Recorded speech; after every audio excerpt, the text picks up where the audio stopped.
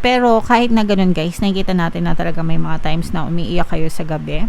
So medyo, sabihin na natin, medyo may pagka-nega, pero may pagka-positive din. So parang so-so lang mga kapiksing, naglalaban minsan yung kanegahan nyo at saka yung pagka-positive. Okay, ang maganda kasi dito guys, nagtutulungan kayo talaga, no? Especially kung meron kayong partner o specific person, parang hindi kayo nagpapabayaan.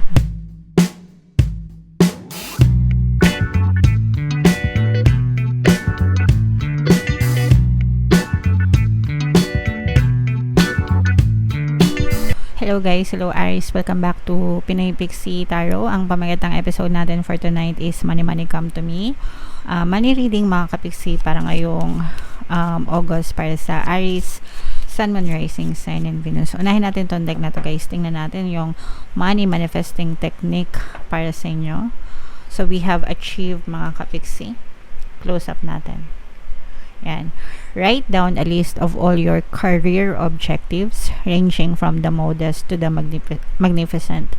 Don't limit yourself or worry about how to achieve them. Simply do your best each day, keeping your thoughts focused on your goals. So, ito guys yung ano dyan yung key, yung susi para mapagana nyo ito. Keeping your thoughts focused on your goals mga kapiksi. So, ito, guys, ito yung career objectives, no? Pero kahit saan na objective nyo or goals nyo, pwede nyo tong i-implement, guys. And, ang tawag dito ay scripting, no? Scripting is writing, guys. Jotting down, journaling, yan.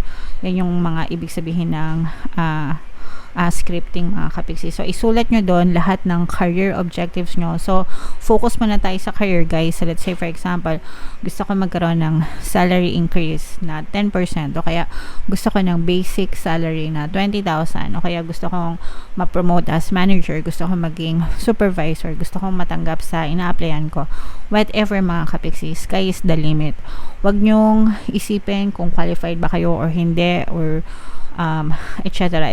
Ang importante is kasi 'di ba, merong iba na gustong ma-promote. Let's say for example, may trabaho sila, gusto nilang ma-promote pero hindi sila qualified kasi dahil sa XX number of reasons, 'di ba? May mga ganun Pero ang importante is you declare what you want, you declare your desire, okay?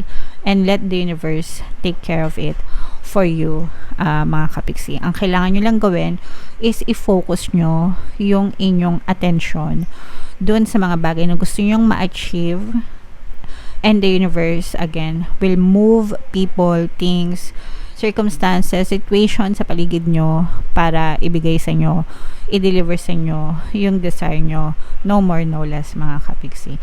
So don't limit yourself, no? Kasi yung iba, hindi ako mapapromote kasi hindi ako college graduate, hindi ako mapapromote kasi hindi ako ganito, baka hindi ako matanggap sa trabaho kasi hindi ako qualified. So mga limiting beliefs yun guys, no? Mga limiting beliefs yon. And kapag hinayaan nyo na kainin kayo ng limiting beliefs nyo, hindi nyo talaga ma-achieve yung mga goals nyo or mga desires nyo. Okay? So, try your best each day, no? Focus lang mga kapiksi. Nothing is impossible kapag dineclare nyo kung ano yung gusto nyo. Nothing is impossible with the universe. Okay? So, comment down below guys, no? If naintindihan nyo yan. And kung ginagawa nyo na mga kapiksi, comment nyo din sa baba. So tingnan natin yung energy nyo, money energy nyo Aries ngayong August. Shuffle ko to. Habang sinashuffle ko to guys, panoorin nyo muna yung video natin regarding sa ating paano mag-manifest ng abundance video course.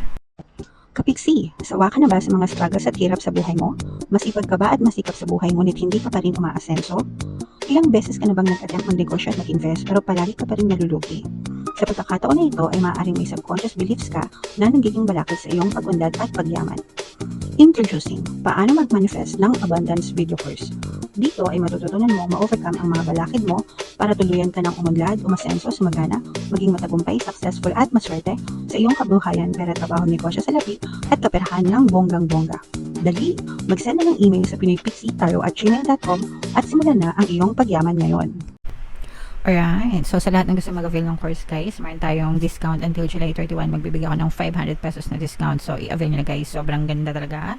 And meron din tayong bagong course, mga kapiksi, paano mawala ang third party at magkaroon ng harmonious na relationship para mawala yung mga kabit ng mga jowa nyo, guys. 30% discount naman yan until July 31. So, i-avail nyo na, mga kapiksi. Okay, so Aries, guys, kaya I represent ng Queen of Wands. Ito yung ating money energy. This is both positive and negative, mga kapiksi. So for some of you guys,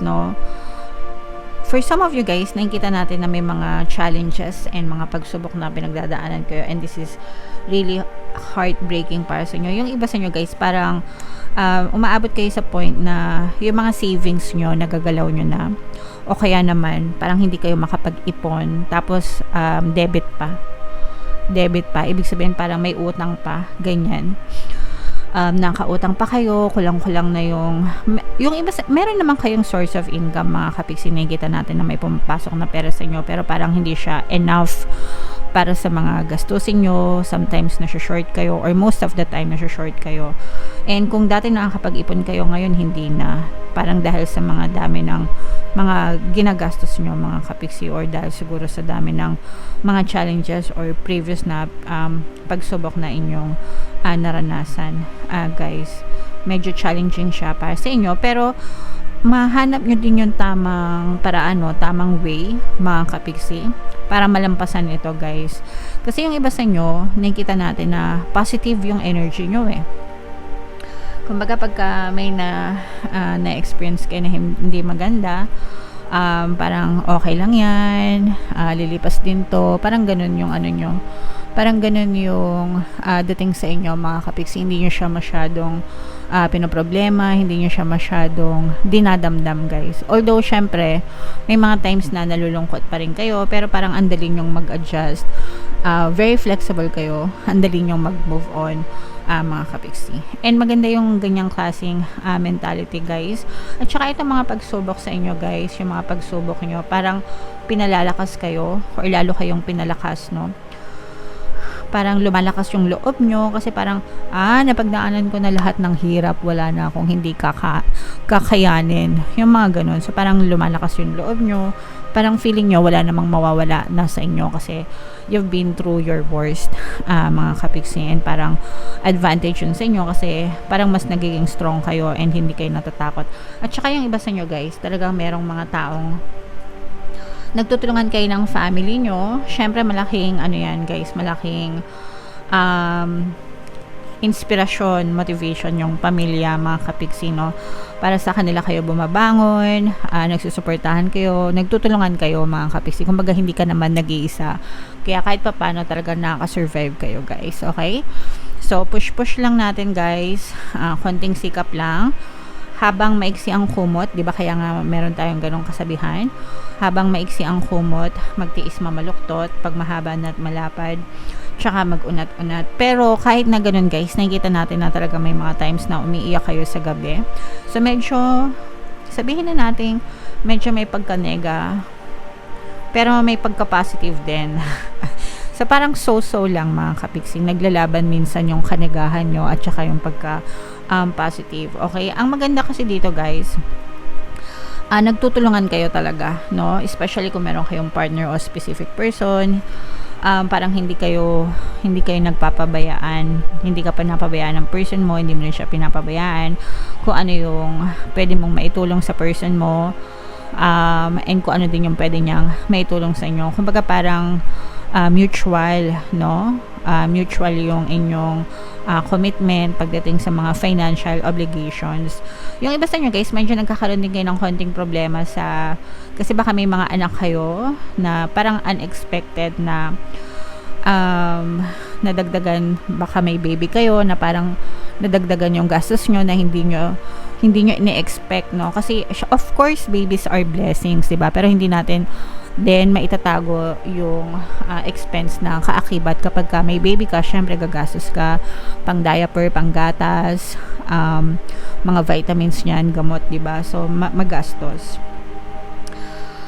So parang isa rin yun sa mga dagdag pa na nagpapahirap sa inyo. Parang hindi nyo kasi inaasahan na magkakaroon kayo ng mga additional na gastusin. Although syempre ibang kaligayahan naman yung na ibibigay nun sa pamilya, guys. So eto guys, no, yung kasabihan na hanggang maiksi ang kumot, magtiis mo ng mamaluktot, pag mahaba na't malapad, tsaka na magunat-unat mga kapiksi. So, konting tiyaga lang, konting persist lang. Kapag ka mga ganito na naghihirap talaga tayo guys, kailangan talaga nating mag-effort, hindi lang sa physical reality. Syempre, unang-una magdasal tayo guys, no? Pangalawa, yung kilos natin sa physical reality, hanggang makakakuha tayo ng mga extra income, mga sideline, lalo na kung alam mo naman na hindi ganun kataasan yung sahod mo. Yung iba nga guys, no, matataas na yung sahod nila pero nagda-diverse pa sila ng mga sources of income, 'di ba? What more yung mga maliliit yung sahod, 'di ba? Mas lalong kailangan nating magsikap para dumami yung dumami yung papasok na pera sa atin, 'di ba? So, para makatulong din tayo sa sarili natin. Pero most importantly, dapat pag kumikilos tayo, guys, sinasabayan natin ng positibong mental diet, okay? Kasi importante 'yon, guys, no? Yung positibong mental diet, 'yun yung magdadala ng resulta sa mga bagay na ginagawa nyo. Let's say for example, nagtayo ka ng tindahan, okay? Yes, may tindahan ako. So, ini-expect mo nakikita yung tindahan mo, 'di ba? Kasi nagtinda ka. So, ini-expect mo na may papasok na pera sa iyo. Kaso sobrang nega ka.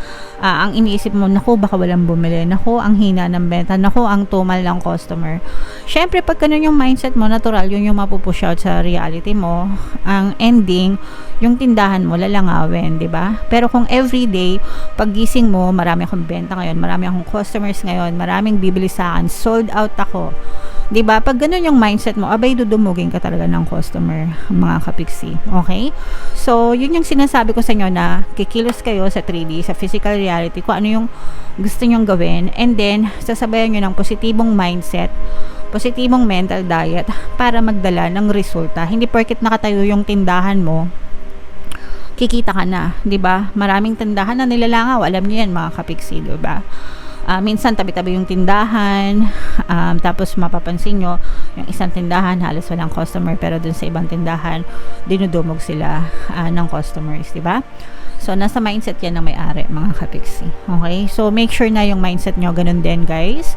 Kahit ano pa yan, kahit online selling pa yan, freelancers kayo, or nagtatrabaho kayo, empleyado kayo, dapat guys, ang mental diet natin palaging positive para mag-deliver siya ng magandang resulta para sa inyo, mga kapiksi. Okay? So comment down below, guys. Ito, i-main nyo to, katuwang, katulong, yan, kasi nakikita natin na magtutulungan talaga kayo, magtutulong